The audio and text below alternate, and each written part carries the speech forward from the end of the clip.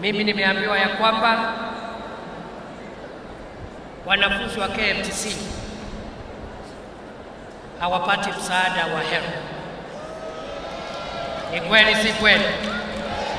Ni kweli si kweli?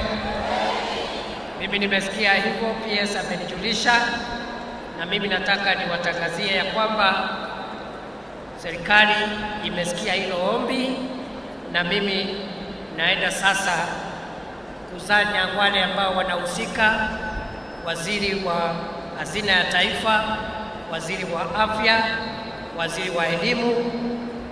Wiki ijayo naenda kukutana nao ili tuwapatie jibu, kwa sababu mimi najua ya kwamba na nimesawishika ya kwamba wanafunzi wa KMTC lazima tuanze kuwasupport kupitia HELB.